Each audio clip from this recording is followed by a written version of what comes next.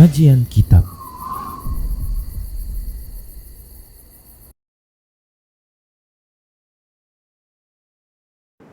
Assalamualaikum warahmatullahi wabarakatuh. Innal hamdalillah nahmaduhu wa nasta'inuhu wa nastaghfiruh wa na'udzu billahi min shururi anfusina wa sayyiati a'malina. May yahdihillahu fahuwal muhtad wa may yudlil falan tajida lahu waliyyan mursyida. Asyhadu an la ilaha illallah wahdahu la syarika lah wa asyhadu anna Muhammadan abduhu wa rasuluh alladzi la nabiyya ba'dah. Wa qala Allah subhanahu wa ta'ala, ya ayyuhalladzina amanu taqullaha haqqa tuqatih wa la tamutunna illa wa antum muslimun. Alhamdulillah.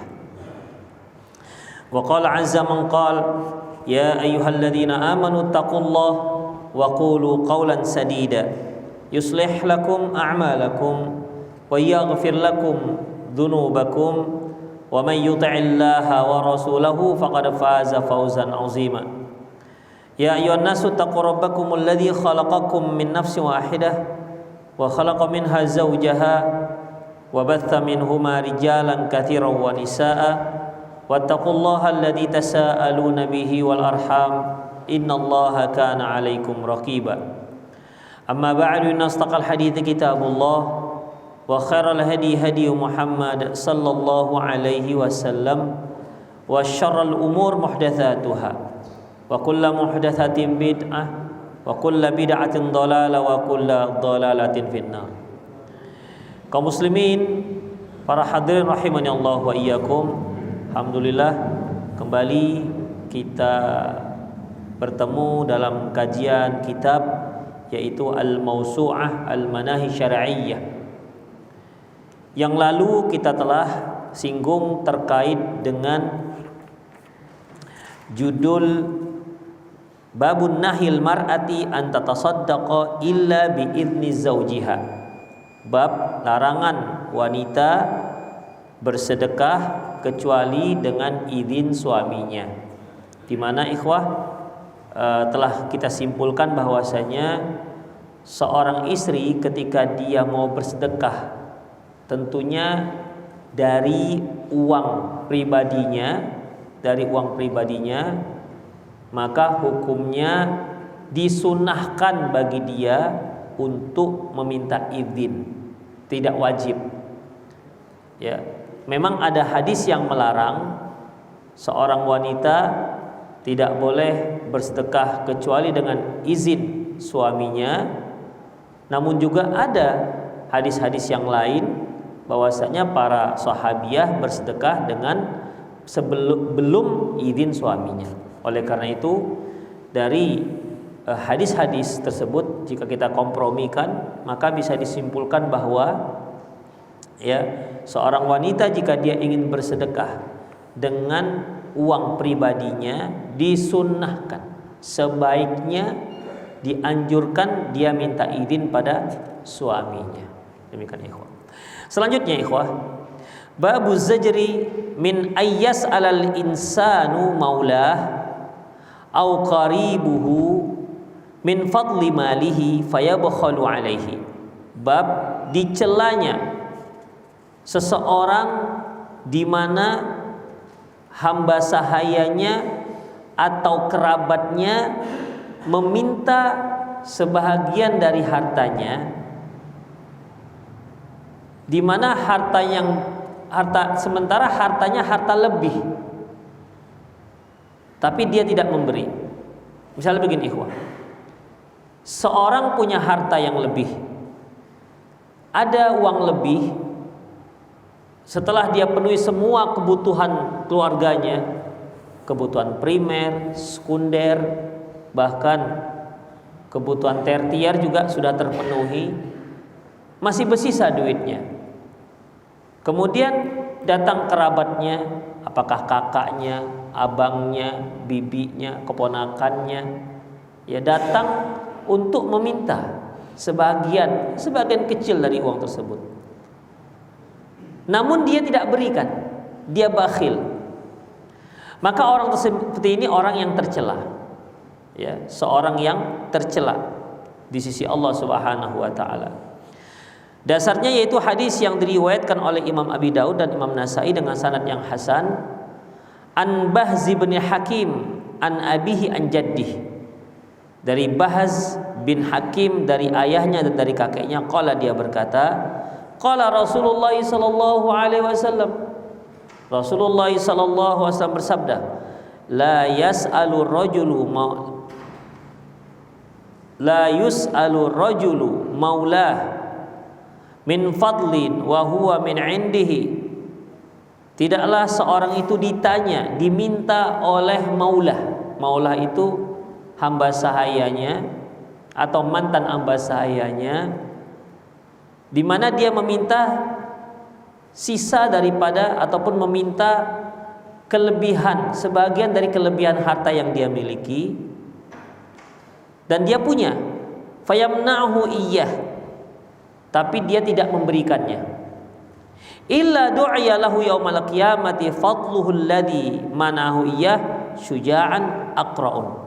Kecuali di hari kiamat nanti harta lebih yang tidak dia berikan kepada kerabatnya, dikarenakan kerabatnya meminta, ya tentu kan nggak bisa kita katakan sisanya diberikan semua, ya biasanya ya mungkin kebutuhan uangnya mungkin 100 juta lebih ada sisanya, sementara keluarganya mungkin minta ya 0,5 juta, atau bahkan seringnya jarang juga sih orang minta. Biasanya apa?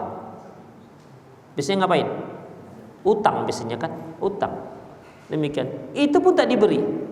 Ya, itu pun tak diberi. Maka nanti sisa hartanya itu di hari kiamat ya akan Allah jadikan menjadi ular yang sangat besar, aqra. Ular aqra, ikhwah, ular yang rambut di kepalanya itu tidak ada. Allah, saya juga nggak ngerti ada ular yang berambut, tapi ular ini berambut asalnya, tapi botak. Kenapa? Saking kuatnya bisa yang ada di kepalanya itu. Nah, itulah yang akan menggigit orang tersebut di hari kiamat nanti.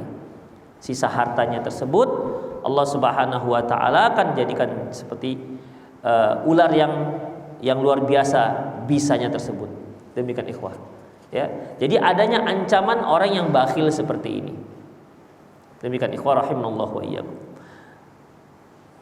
Dari Jarir bin Abdullah Al-Bajali radhiyallahu anhu qala, dia berkata, qala Rasulullah manzal ma min zi harahimin ya'ti rahimahu. Tidaklah seorang yang ada hubungan rahim dengan seseorang yang lain, fayas'aluhu fadlan a'tahu Allah iyyah, dia meminta ya sedikit dari harta sisa, harta lebih yang Allah berikan kepadanya, fayabkhalu alaihi, dia tak mau berikan, illa akhrajallahu lahu min jahannam hayyah, kecuali Allah akan keluarkan dari neraka jahanam untuknya, kecuali Allah akan keluarkan untuknya, yaitu berupa ular dari neraka jahanam, yuqalu laha suja'a yatalammazu fayutawwiqu bihi. Ularnya ular suja', ular yang sangat besar, ular suja', di mana ular inilah yang akan memakannya dan membelit dia nanti di hari kiamat. Demikian ikhwan. Hadis diriwayatkan oleh Imam Tabrani dengan sanad yang hasan. Ana Abdullah bin Umar radhiyallahu anhuma qala, dia berkata, qala Rasulullah ayyuma rajulun atahu ibna ammihi yas'alu min fadlihi. Laki-laki mana saja yang didatangi oleh anak pamannya. Anak paman ini berarti apanya kita? Keponakan. Yas'aluhu min fadlihi, dia meminta sebagian harta yang memang sisa daripada harta yang dari kebutuhannya. Famana'ahu, tapi dia enggak berikan. Mana'ahu Allahu fadlahu yaumil qiyamah. Allah akan hadang juga. Allah juga tidak akan memberikan pada dia keistimewaannya, keutamaannya di hari kiamat. Allah tidak akan beri dia karunia-Nya. Demikian ikhwah. Jadi ada tiga hadis yang zahirnya mencela orang yang Allah beri kelebihan rezeki, tetapi kalau ada kerabat-kerabatnya yang meminta bantuannya, dia tidak mau berikan. Bakhil. Sementara itu harta lebih. Dan yang meminta adalah kerabatnya. Bukan orang jauh, kerabatnya.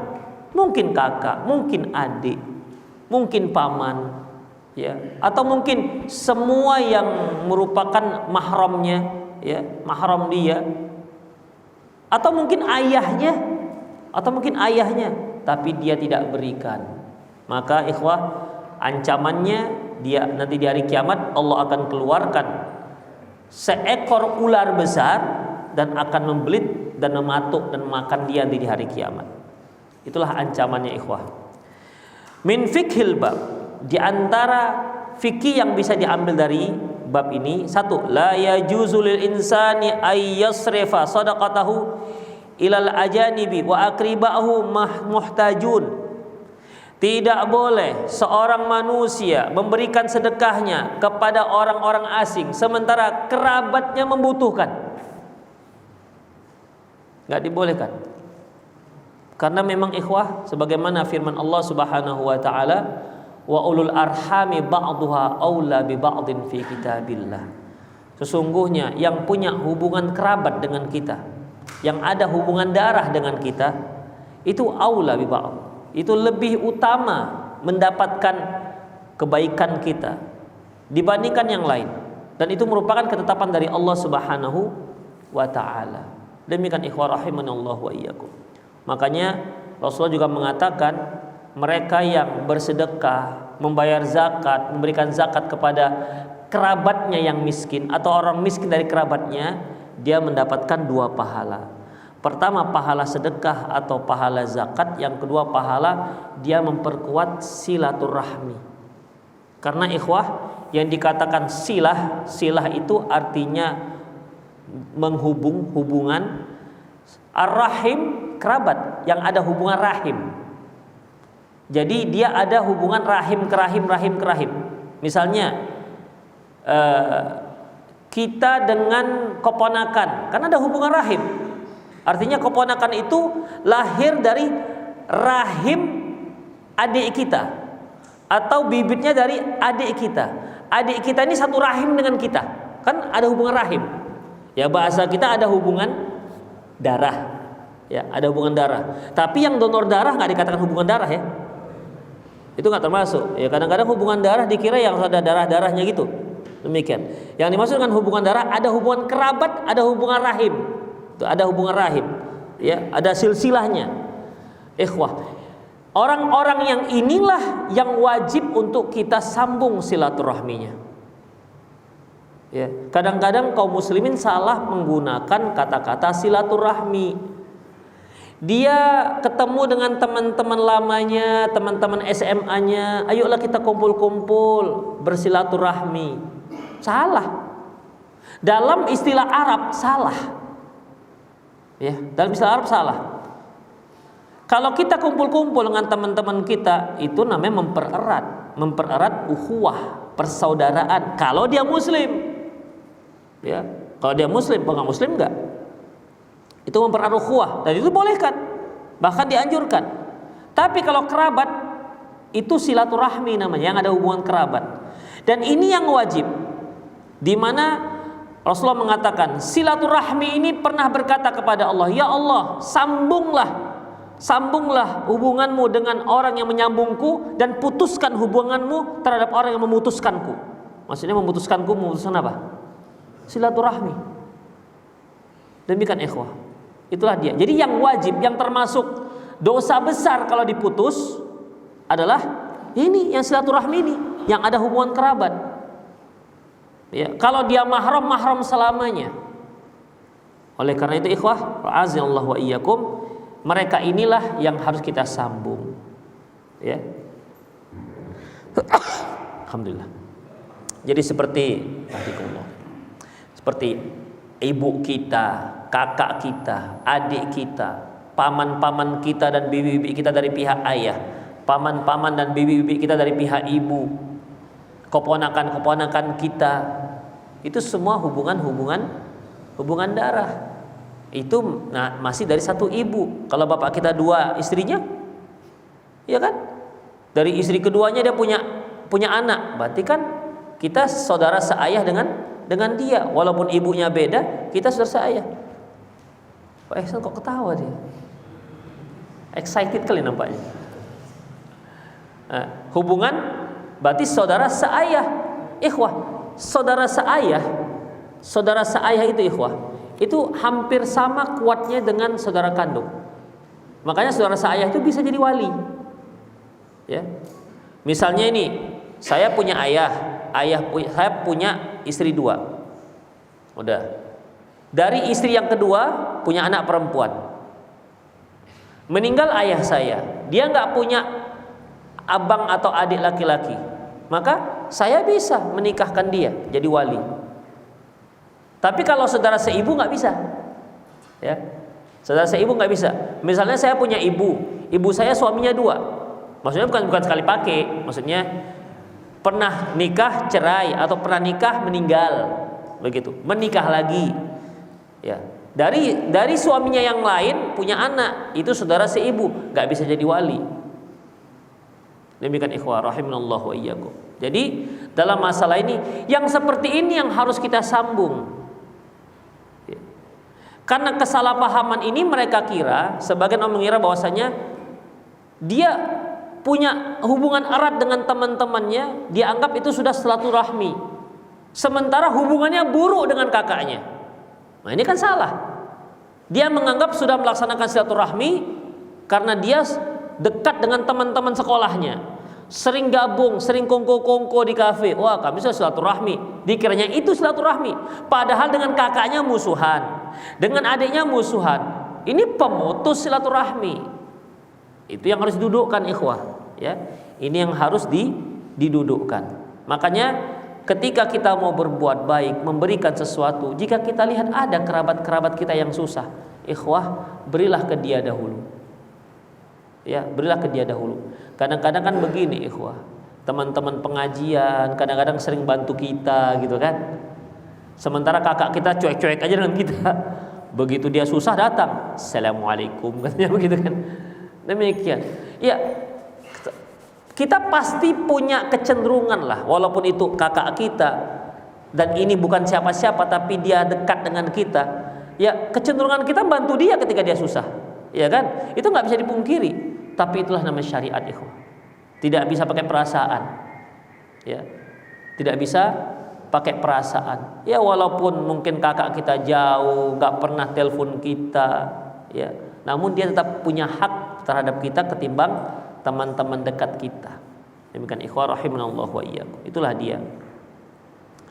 Saya ulangi, la yajuzul insani ayyusrifa sadaqatahu ilal ajanibi wa aqribauhu muhtajun. Tidak boleh seorang itu memberikan sedekahnya kepada orang-orang yang bukan kerabatnya, sementara kerabatnya ada yang membutuhkan. Artinya bukan nggak boleh kita memberikan, ya. Kerabat itulah yang lebih berhak untuk kita beri. Nomor 2, afdhalus sadaqah ala dzi rahimin.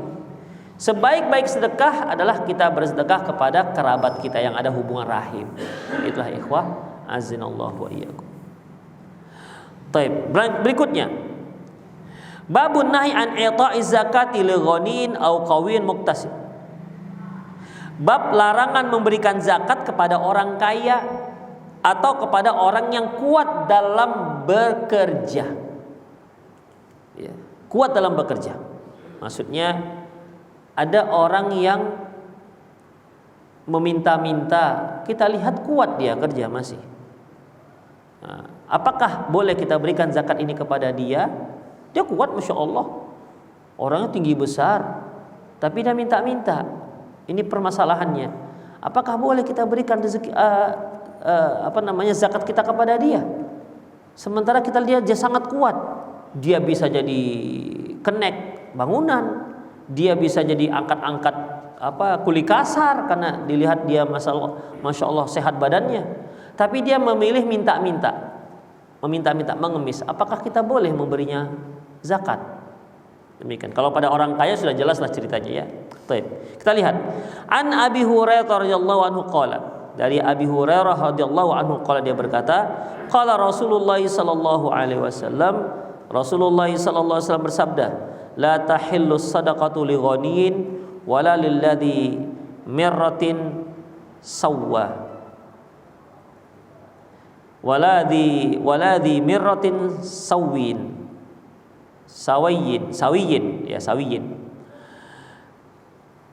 Dari Abi Hurairah radhiyallahu anhu qala, dia berkata, qala Rasulullah, tidak halal sedekah itu diberikan, maksudnya zakatnya. Tidak halal zakat itu diberikan kepada orang kaya. Wala lidhi mirratin sawiyin, dan juga tidak boleh diberikan kepada orang yang kuat. Tidak boleh diberikan pada orang yang kuat. Sawiyin, yang tidak cacat. Masya Allah, tubuhnya sehat, tidak ada cacat dan kuat. Maka menurut hadis ini tidak boleh kita berikan padanya zakat kita. Tapi ini sementara karena belum ada penjelasan. Nanti kita jelaskan. Ya. Itu hadis pertama yang diriwayatkan oleh Imam Nasai. An Ubaidillah bin Adi al-Khiyari, dari Ubaidillah bin Adi bin Khiyar, anna rajulaini haddatsahu annahuma ata Rasulullah sallallahu alaihi wasallam yas'alanihi minas sadaqah, bahwasanya dua orang haddatsahu menceritakan bahwa mereka berdua mendatangi Nabi sallallahu alaihi wasallam dan meminta sedekah. Ya, meminta sedekah kepada beliau, meminta zakat. Faqallaba fihim al-basar, maka Rasulullah pun melihat mereka. Kalau faqallaba begini, diperhatikan fisiknya bagaimana, begitu. Kemudian waqala Muhammad basarahu, beliau melihat dengan matanya. Jadi sedang men-scan lah ini, street ini layak apa tidak lah, begitu. Dilihat cacat nggak cacat. Kan kita ketika ada orang yang meminta-minta, kan kita lihat, ada kenapa dia minta-minta ya, kan begitu kan? Kenapa dia minta-minta? Ada cacatnya apa enggak, begitu. Makanya kan kalau orang minta-minta rata-rata dia akan mencacat-cacatkan diri kan, tangannya gini-ginikan lah, begitu. Saya pernah lihat di Simpang, ketika dia minta jalannya begitu-gitu, nengok gini, begitu lewat lari dia. Kok tiba-tiba bagus badannya. Jadi aktingnya begitu-gitu kan tangannya. Demikian ikhwah. Jadi Rasulullah lihat enggak cacat, kuat gitu. Fara'ahu majaldaini, beliau melihat keduanya laki-laki kuatnya. Faqala Rasulullah sallallahu alaihi wasallam, lantas Rasulullah sallallahu alaihi wasallam bersabda, in syi'tuma a'taitukuma minha wala hadza fiha li ghaniyin wala qawin muktasib. Kalau kalian masih mau, ya aku akan beri kalian harta zakat tersebut. Aku akan berikan kepada kalian harta zakat tersebut. Tapi sebenarnya harta zakat ini tidak ada bahagian untuk orang kaya dan orang yang kuat dalam bekerja. Itu ikhwah, kuat dalam bekerja. Tapi kenapa Rasulullah berikan juga? Mungkin ada pertimbangan lain, ya. Mungkin ada pertimbangan lain. Misalnya, ada nggak orang yang kuat bekerja tapi ternyata hasil kerjanya tidak memenuhi kebutuhannya? Ada kan? Ya, ada banyak ikhwah. Ya, gajinya 2 juta, anaknya 7, sekolah semua. Demikian, apalagi sekolah semua pondok pula, semua pondok pesantren. Itu gimana cara memanajemen 2 juta itu, ikhwah? Demikian, nasinya makan lauknya apa kan begitu? Ya itulah dia sudah kerja ini kerja itu, kuat dia kerja, tapi ya segitulah hasilnya. Yang Allah berikan kepada dia ternyata tidak mencukupi. Tapi kan kuat juga bekerja kan? Tidak cacat dia. Nah, demikian. Makanya Rasulullah katakan dia, karena ada kemungkinan dia termasuk orang yang berhak. Walaupun dia tidak cacat, walaupun dia kuat bekerja, tapi bisa saja hasil kerjanya tidak memenuhi kebutuhan, tidak terpenuhi kebutuhan primernya. Makanya Rasulullah katakan, oke, saya berikan, nggak pakai oke lah ya. Saya berikan zakat ini kepada kalian, tapi ingat, zakat ini tidak berhak diterima oleh orang yang kaya dan tidak berhak diterima oleh orang yang kuat bekerja. Demikian ikhwah. Baik, kita lihat hadis tadi diriwayatkan oleh Imam Abu Daud dan Imam Nasai. Min fiqhil bab. 1. La tahillu sadaqatu lil aghniya wala lil aqwiya. Tidak halal zakat itu diberikan kepada orang kaya dan orang yang masih kuat. Qala al-Baghawi rahimahullah fi syarhis sunnah. Berkata Imam Al-Baghawi dalam kitab Syarhus Sunnah, fihi dalilun ala annal qawiyyal muktasib alladhi yughni kasabuhu la yahillu lahu zakat. Bahwasanya pada hadis ini menunjukkan, membuktikan, menjelaskan bahwasanya orang yang kuat dalam bekerja, di mana dia bisa menghasilkan dari pekerjaannya, tidak halal mendapatkan zakat. Walam ya'tabir an-nabi sam zahirul quwwah duna dhamma ilaihil kasab. Nabi SAW tidak hanya melihat standarnya kuatnya saja, ya kuatnya saja, tapi juga usaha. Ada orang kuat tapi usahanya nggak mencukupin.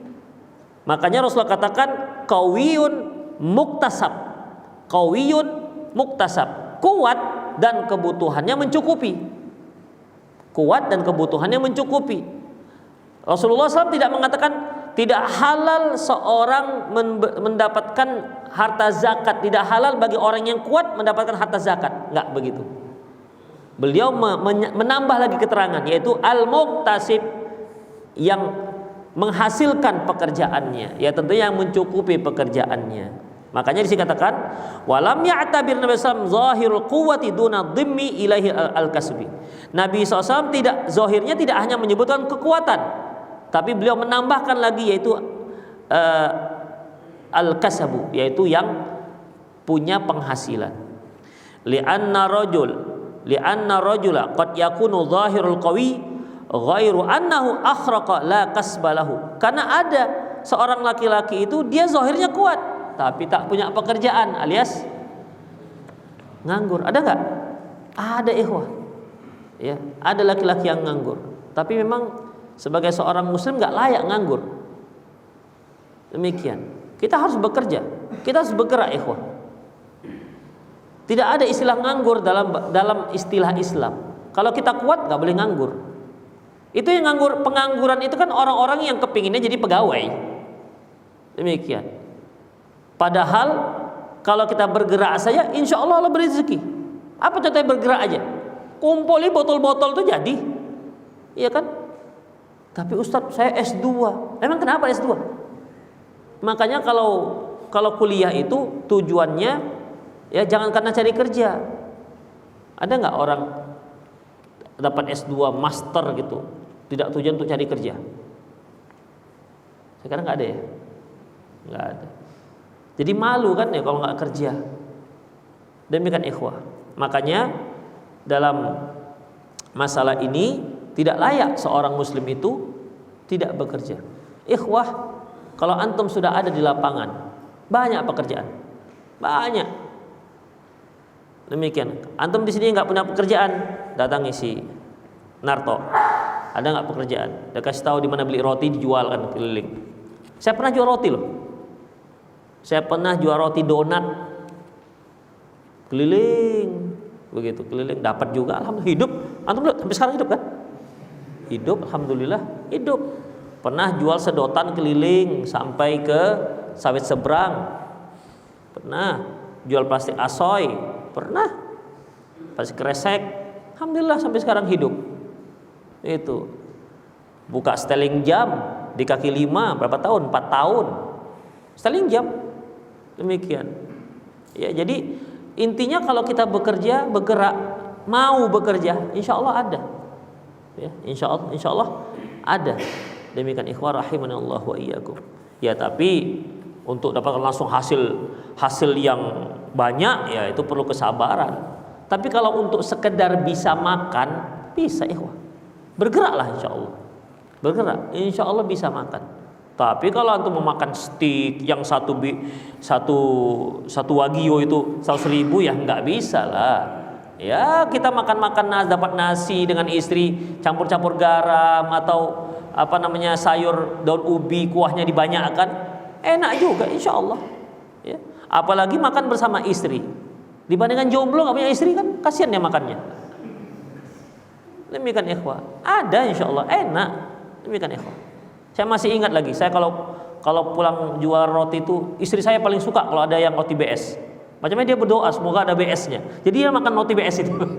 Sisa itu. Demikian. Rasanya enak-enak aja waktu itu. Demikian ikhwah. Tapi sekarang nggak mau dia lagi makan roti BS. Demikian ikhwah. Yang penting bergeraklah insya Allah. Nggak usah gengsi-gengsi. Hidup itu akan susah kalau pakai gengsi. Yakinlah, hidup akan susah. Makanya selalu ada orang mengatakan, yang mahal kita hidup itu gengsinya, bukan kebutuhannya. Kebutuhannya itu kebutuhan hidup kita itu mudah dan murah. Yang mahal gengsi. Beli lontong di Mencirim ujung itu masih ada lontong 3.500, tahu nggak tuh? Ya lontongnya aja lah, jangan langsung pakai kue dadar, pakai telur dadar. Lontong masih ada, rame yang beli, insya Allah. Dapat lontongnya 4 potong tambah kuah tambah nasi kan, masya Allah. Yang penting kan makan.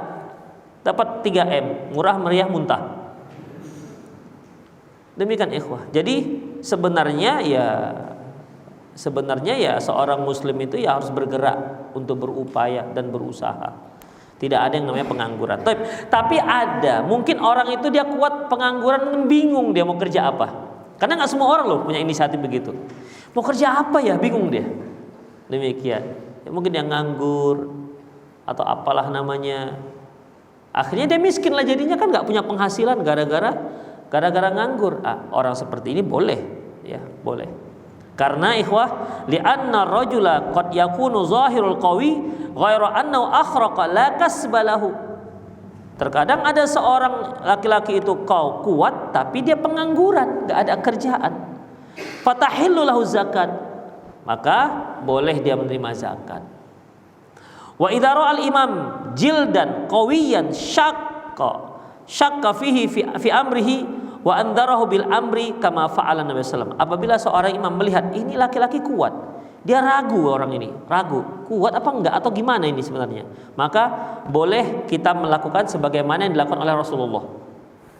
Ini aku berikan ya zakat, tapi ketahui zakat ini tidak halal diberikan kepada orang yang kaya, yang berkecukupan, dan orang yang kuat dalam mencari penghasilan. Nah itu dia. Jadi dia tinggal renungin dirinya sendiri. Kira-kira saya layak nggak dapat ini? Demikian ikhwah. Jadi antum punya rezeki yang masya Allah cukup. Tiba-tiba datang orang, Pak, ini ada beras zakat. Oh iya deh, makasih. Kok makasih? Anda nggak layak. Kok udah makasih? Bilang, aduh maaf saya nggak layak terima zakat begitu. Karena itu hak orang miskin. Jangan kita ambil. Kita nggak boleh terima karena kita bukan orang yang layak menerimanya. Demikian ikhwah rahimanallahu wa iyyakum. Kadang-kadang kan ada keluarga dia punya zakat harta, bagi-bagi duit lah dia kan, bagi-bagi cepet. Banyak dia zakat. Kita jangan terima. Ya. Kita jangan terima. Demikian. Kalau kita tahu, kalau dia diam-diam aja gimana? Kita bagus sekali. Paman kita ini bagi-bagi cepet dia. Jarang-jarang ini, 5 tahun sekali pun jadi jarang gitu kan. Terima aja kalau kita nggak tahu. Tapi kalau kita tahu atau kita tanya, ini sebenarnya uang apa ini? Paman ini uang apa? Uang zakat. Oh bilang saya nggak terima zakat. Karena orang berkecukupan. Begitu. Jadi nggak boleh kita terima. Kalau kita terima berarti kita mengambil hak orang miskin. Kemudian fa in za'ama annahu la kasbalahu. Apabila dia mengatakan dia tak punya penghasilan, kemudian aulahu iyalun, atau dia punya keluarga, anak-anak kecil, la yaqumu kasbuhu bikifayatihim, dan dia berusaha tapi hasilnya tak mencukupi, tidak bisa menutupi kecukupan, tidak bisa menutupi kebutuhan mereka, qabila minhu wa ata, maka alasan itu bisa diterima dan diberilah dia zakat. Demikian. Waqal, beliau juga mengatakan waqtalafan nas fi qawil qadir 'alal kasabi hal tahillu sadaqah amla.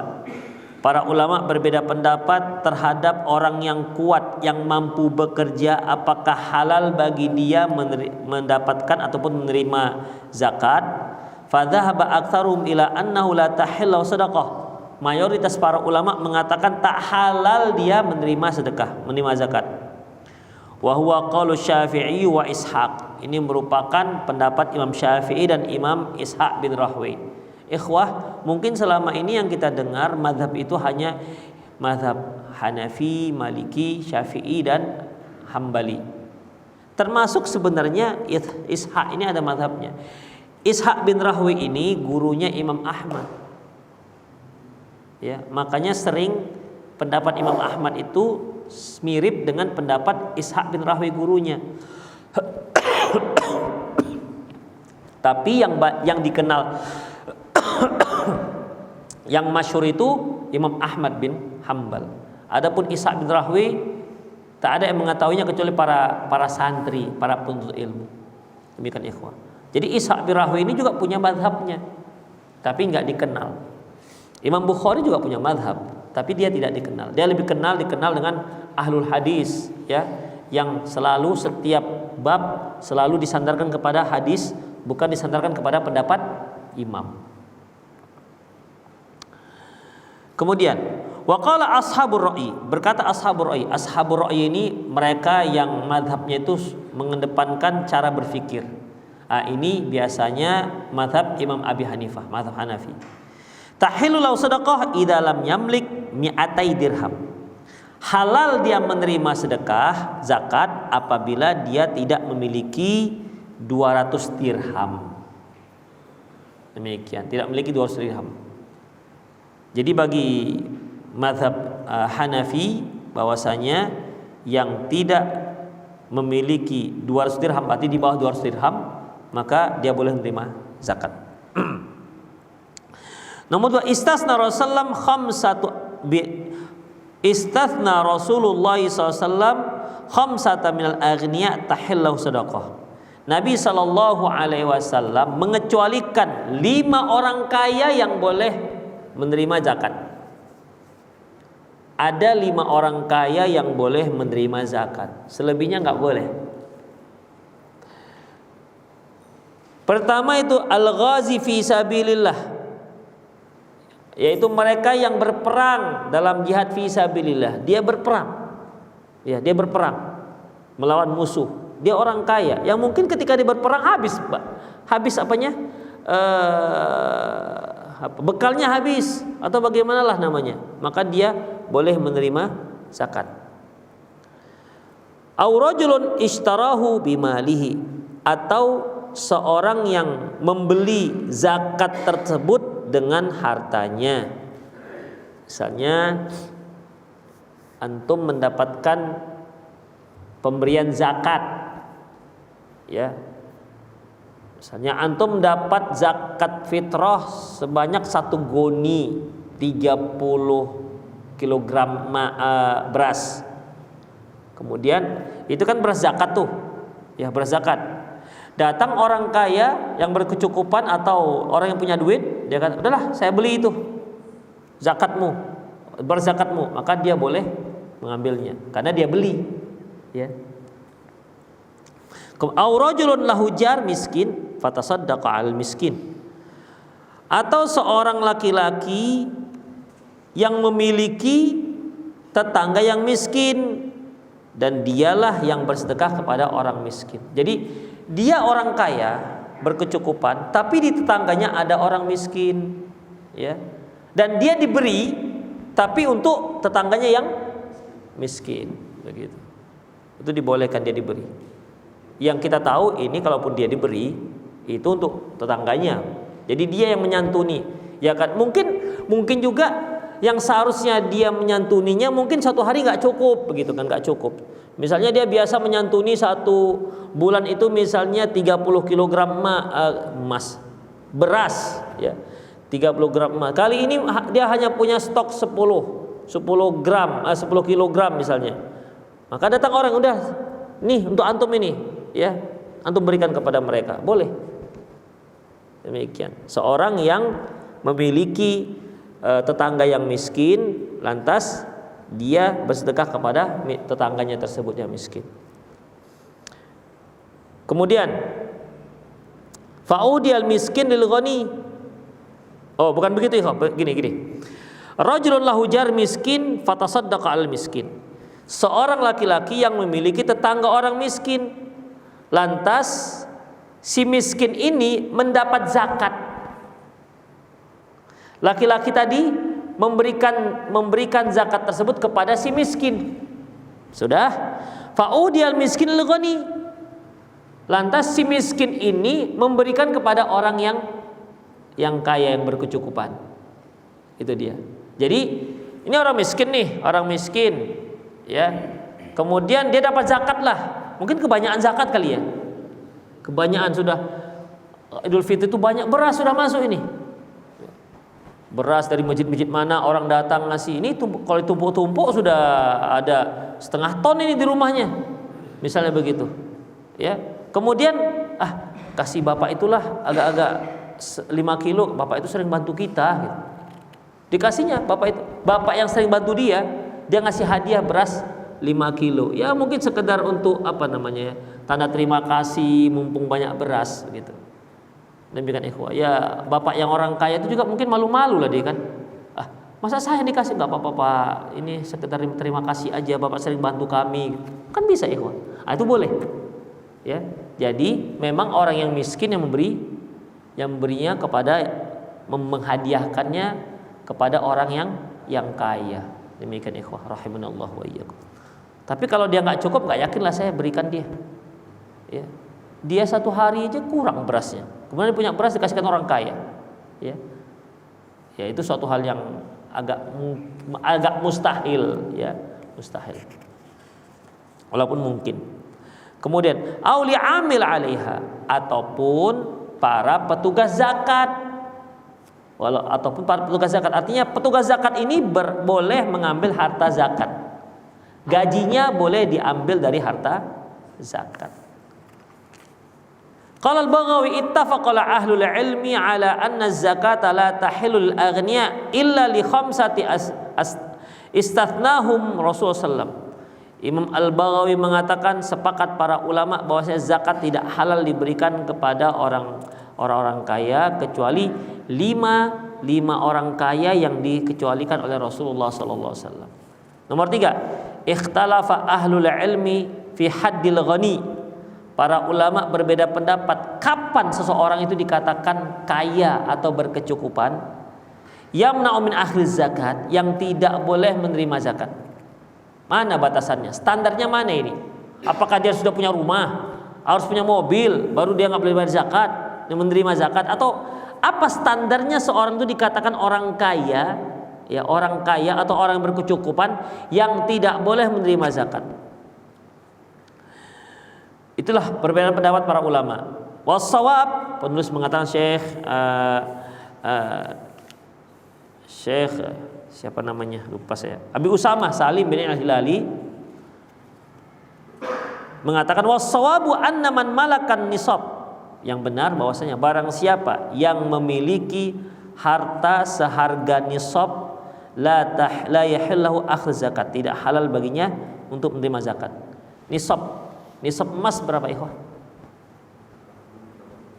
Berapa gram nisab emas? Berapa? 80 apa 85? 85 atau 75? Berapa nisab? Nisab emas 85. Baik. 85 gram emas itu nisabnya. Berapa sekarang emas? Harga 1 gram emas?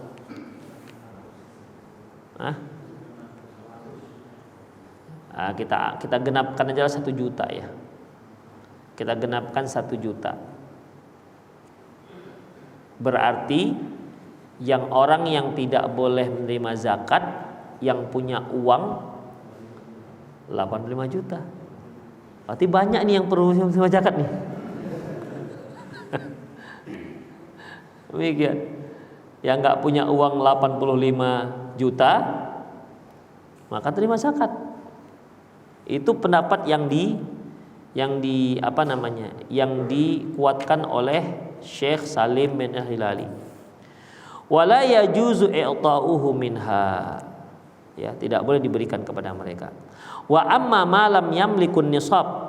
Adapun orang yang tidak memiliki harta sebanyak nisab, fayajuzu i'ta'uhu minha duna mas'alah.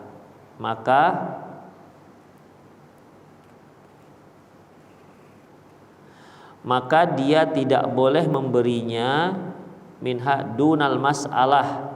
Boleh diberi tapi tidak dengan meminta.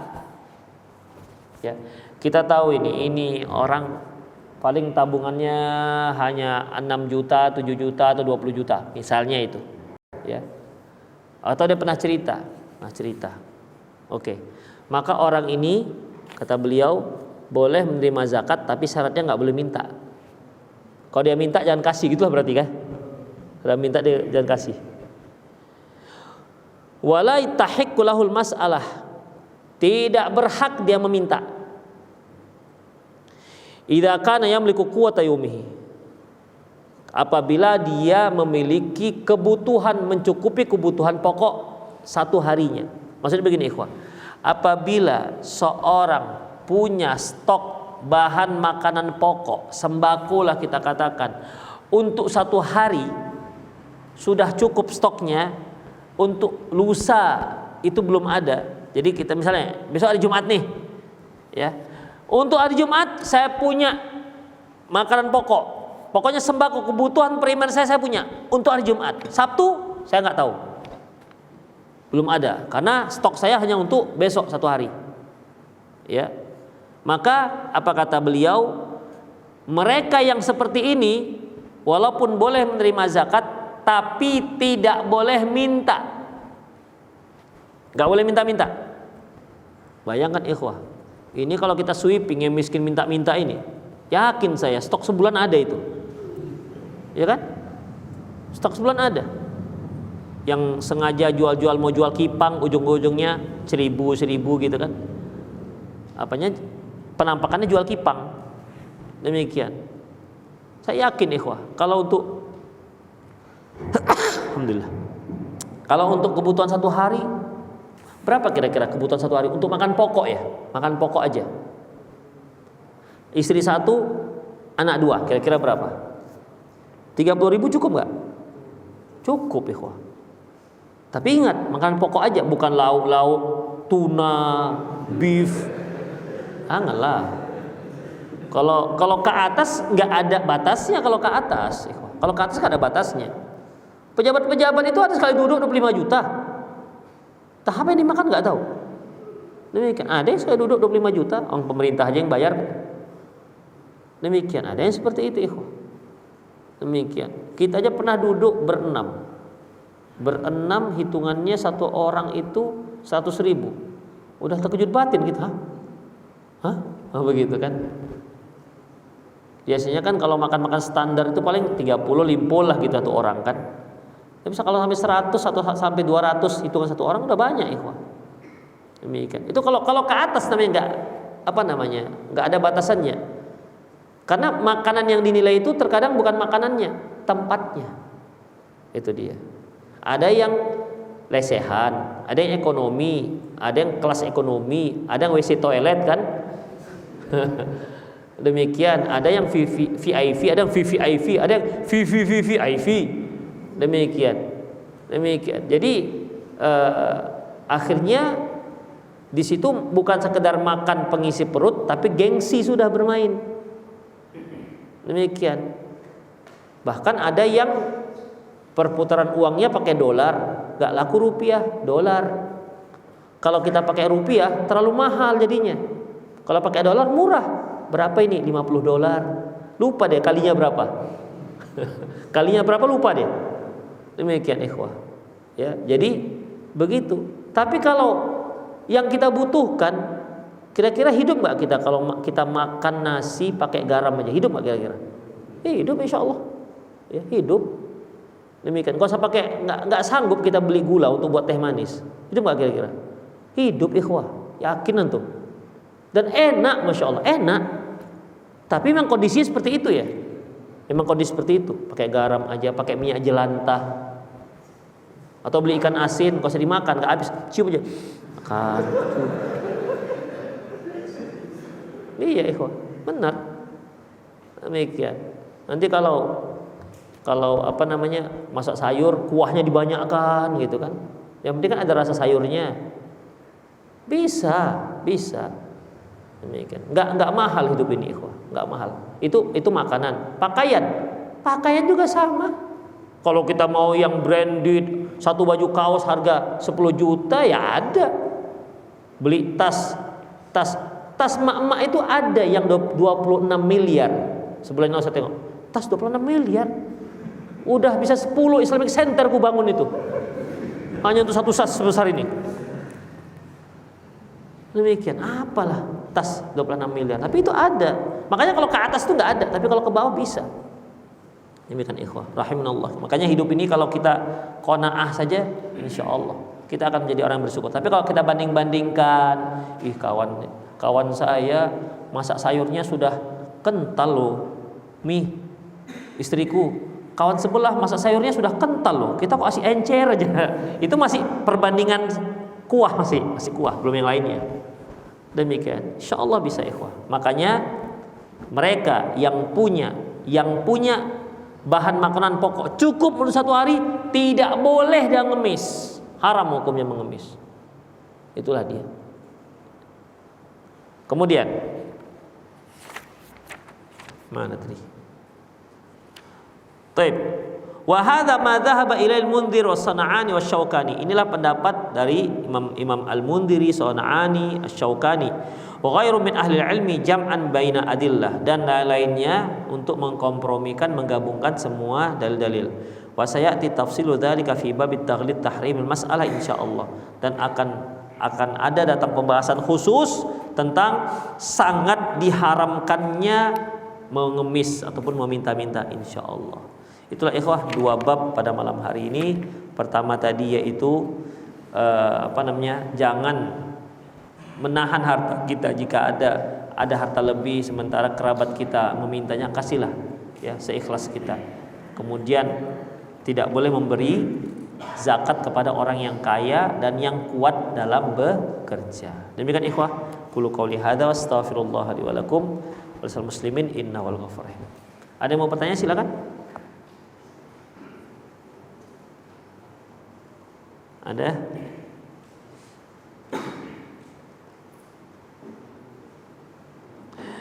Ikhwah, antum yang mau bertanya melalui WA juga dibolehkan melalui 0813 600 600 61. 0813 600 600 61. Bagi para pemirsa Rosat TV yang ada di rumah, Anda yang ingin memberikan pertanyaan silahkan kirim ke 0813 600 600 61. Silakan yang ada di masjid jika ingin bertanya, fadhil. Ada? Ya. Misalnya Ustaz, kita mempunyai teman, ya. Temannya kita tahu latar belakang dia itu dia semangatnya bekerjanya masya Allah dan dia itu orang yang kuat. Lantas di kemudian hari pada Allah dia sakit Ustaz. Lantas ada seorang temannya juga yang tiba-tiba membuka open donasi untuk kebutuhan dia Ustaz. Yang mana tapi belum ada izin sama dia. Atas dasar kecintaan Ustaz, apakah ini diperbolehkan juga? Ikhwah rahimanallah wa iyyakum. Kita open donasi untuk teman kita yang sakit. Kita open donasi untuk teman kita yang sakit. Itu otomatis kan kita akan membeberkan identitas dia. Dan kaum muslimin gak akan memberikan donasi. Kaum muslimin, ada temanku yang sakit, kirim duit ya, bisa begitu? Kan tentu tidak. Biasanya open donasi fulan, begitu kan, fulan sakitnya ini, berada di rumah sakit ini dan seterusnya. Itu dia. Ya pasti sedikit banyak akan terbukalah identitas dia, siapa yang akan diberikan. Karena bagaimanapun ikhwah, yang namanya yadul a'la aula min yadis sufla. Tangan di atas lebih utama ketimbang daripada tangan yang di bawah. Makanya dalam masalah ini harus izin dulu. Ya, harus izin dulu dengan teman kita yang sakit tersebut. Kalau dia tak izin, jangan ikhwah. Jangan. Walaupun kita mungkin antar teman gitu ya, mungkin secara pribadi katanya kawan kita ini gini kita ya apa namanya, nanti cobalah bilang kayak kawan-kawan yang lain. Itu kalau bisa ikhwah, ya kalau bisa upayakan itu tahu teman kita ini. Nanti jangan-jangan dia nggak izin. Itu dia. Jadi kalau bisa ya, kalau umum. Apalagi kalau sudah permainannya di media maya sosial, dunia maya, itu lebih parah lagi ikhwah. Ya itu harus tahu teman kita itu bahwasanya dia sudah tersebar identitas dia untuk dicarikan donasinya. Allahu a'lam bishawab. Sebaiknya beritakanlah kepada dia. Ya, tapi kalau antum tahu hanya dari mulut ke mulut, orangnya juga yang diminta orang-orang yang tahu-tahu, yang dekat-dekat dengan teman kita yang sakit tersebut, dan tidak akan kita tahu si teman kita yang sakit ini nggak akan marah, nggak akan merasa kecil hati, ya nggak apa-apa. Ya, Allahu a'lam bishawab. Ya.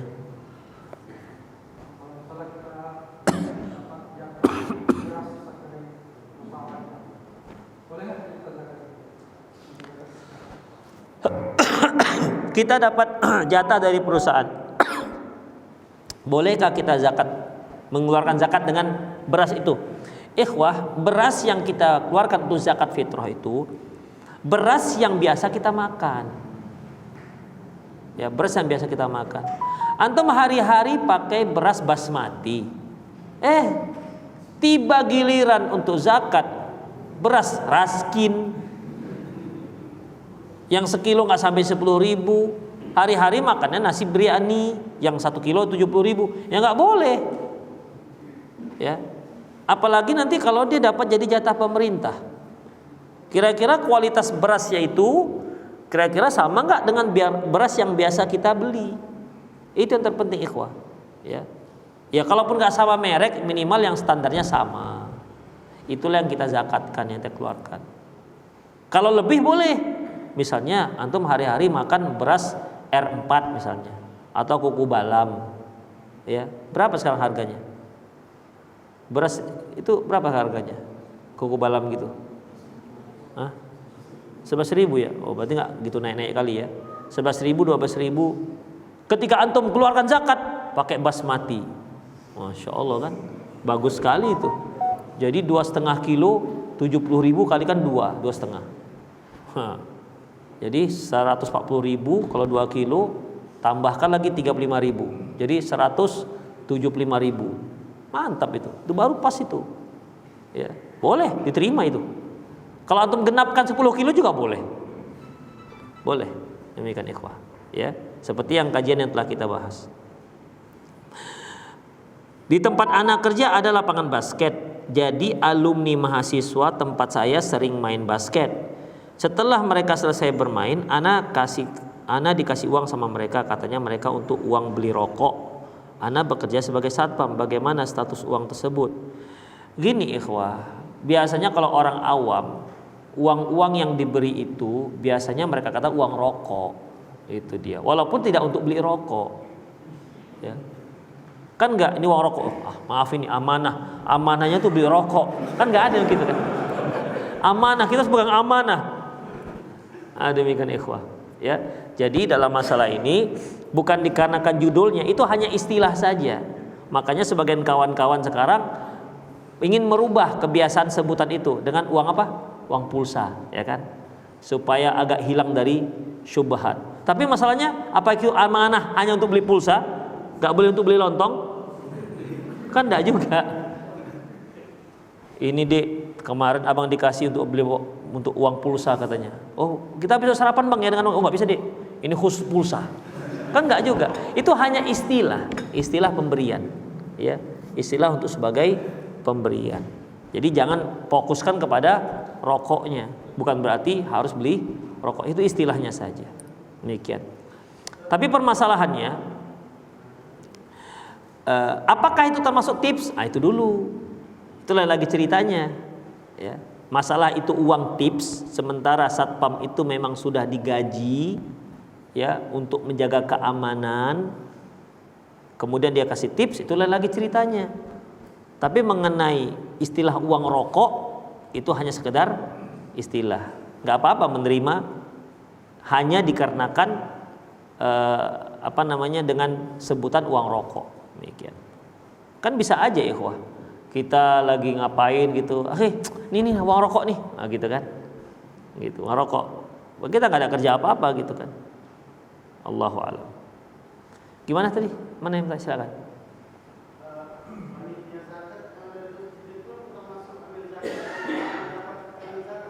Ikhwah rahimanallahu wa iyyakum, yang dikatakan amil zakat memang bertugas, dia yang bertugas untuk mengumpulkan zakat. Dia yang bertugas untuk mengumpulkan zakat. Petugas kan kita sudah belajar bahwasanya petugas zakat itu yang datang mengutip zakat. Bukan orang yang mengatakan kaum muslimin yang punya zakat kambing datang ya. Enggak begitu. Kita petugas zakat itu yang datang, dia yang menghitung ya, dia yang memungut, dia yang membawa. Demikian ikhwah.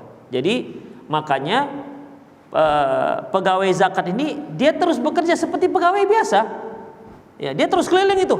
Mana perusahaan-perusahaan, ke ternak-ternak atau para petani yang sudah wajib zakat dia datangi. Jadi memang dia petugas pemungut zakat. Ya kalau bahasa orang sekarang inilah ikhwah seperti orang pajak lah, kan keliling itu kan. Ada hotel, ada kafe, berapa pendapatannya kan gitu kan? Ada buka warung, kan PPN berapa sekarang? 11 gitulah, tapi itu kan pajak kan nggak boleh. Ini yang zakatnya lah kira-kira. Jadi dia terus muter, kan digaji kan orang pajak itu kan. Begitulah digaji juga orang zakat, pemungut zakat. Itulah lebih kurang ikhwah.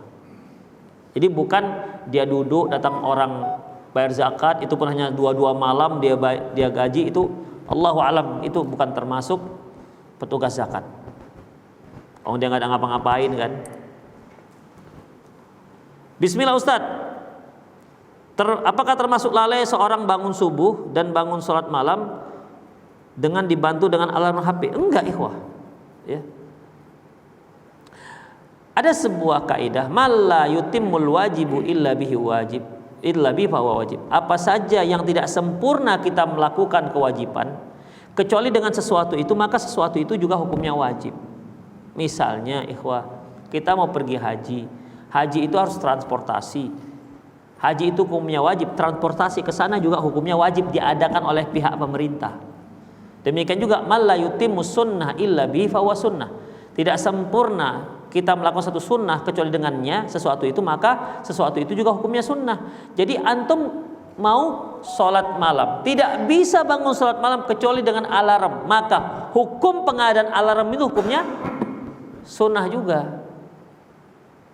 Kalau antum nggak bisa bangun sholat subuh kecuali dengan alarm, dengan misalnya jam beker, maka apa hukum pengadaan jam beker? Wajib. Kenapa? Karena sholat subuhnya wajib. Demikian. Jadi jam beker itu untuk sebagai apa? Penunjang yang wajibkah atau penunjang yang sunnahkah? Kalau dia penunjang yang sunnah, maka hukum jadi sunnah. Kalau dia penunjang yang wajib, maka dia wajib. Kalau dia penunjang yang haram, jadi haram dia. Ya. Kalau dia penunjang yang haram, jadi haram dia. Demikian ikhwah.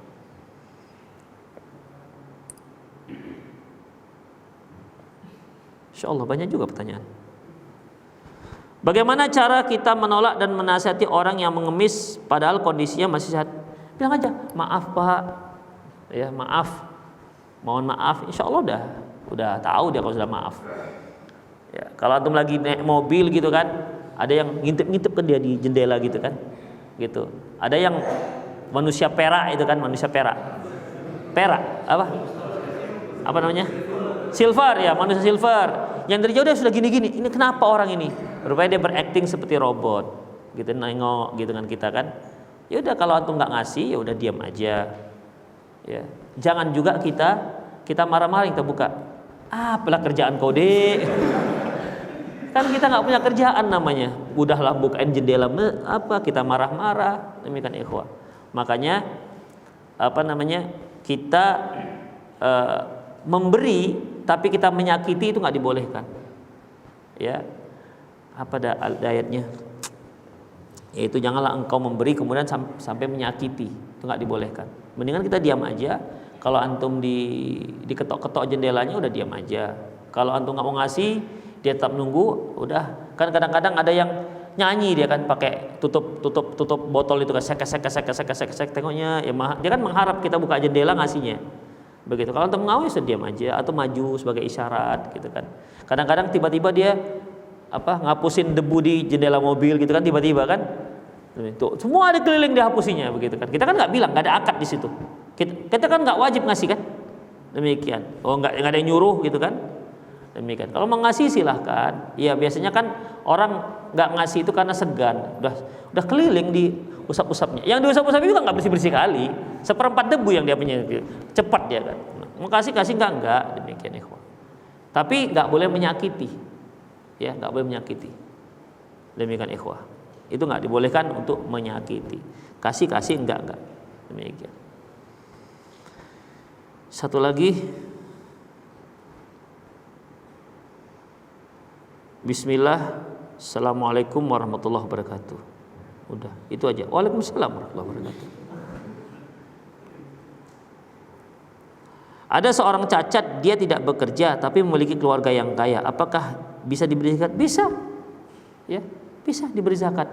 Kalau kalau keluarganya kaya, kan keluarganya yang kaya, dia kan enggak. Demikian ikhwah, ya. Keluarganya yang kaya, dia kan enggak. Kecuali begini ikhwah, dia seorang ibu janda, ya janda. Anaknya semua kepala dinas ini, kepala dinas ini. Kan banyak orang, kasihlah ibu itu janda. Dikira kalau janda itu status sudah boleh diberikan zakat. Kalau sudah anak yatim, dikira itu sudah boleh diberikan zakat. Ini keliru ikhwah. Janda itu adalah seorang wanita yang meninggal suaminya atau dicerai suaminya.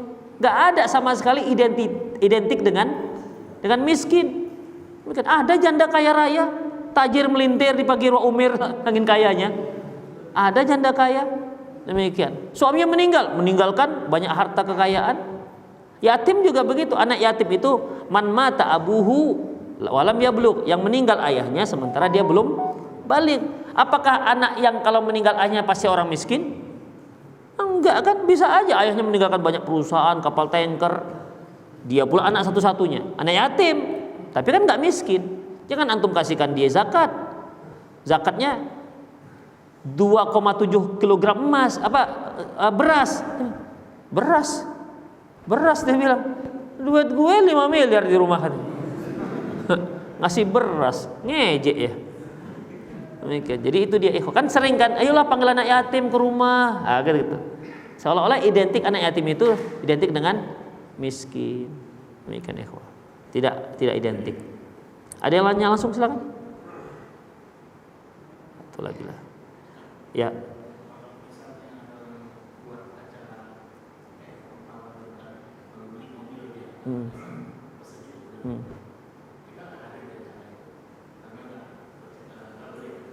Tapi makanannya sampai.